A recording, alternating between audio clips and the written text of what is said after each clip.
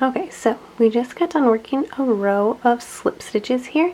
I want you to notice how the V's are shaped from working the row this direction. So now we're gonna turn our work. I've already chained one here, and you can see here's the front loop and that is the back loop. Where I think people can get confused is if I turn the work to the side here, you can see that this also looks like the V, where you could see this would be the front loop and the back loop. But you'll notice that the way that these V's are shaping, they look like the row was worked going across. So that is not correct. We want to be working into these top V's that we'll be going against, working our row the other way. So I'm going to insert my hook into the back loop and do a slip stitch. Insert into that back loop, do a slip stitch. So we have our front loop and the back loop.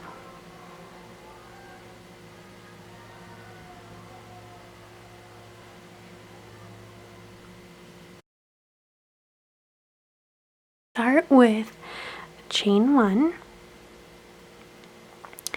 and then we're going to look at the rows. So there's actually, each line of these has 2 rows. So this is a row and this is a row. So I'm going to take this and work, we're going to skip every 3rd row. So we're going to work 1 half double crochet in here,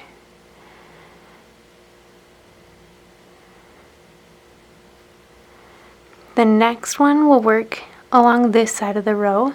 It helps if you kind of spread it apart.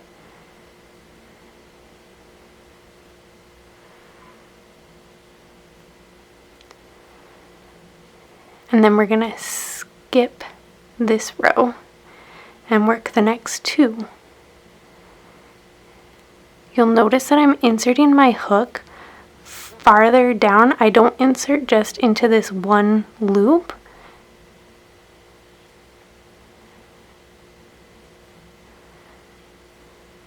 And then we'll skip this row, so the next one will be worked over here. So you work in 2 rows, so one here, one on the side of this row, and then you'll skip the next row,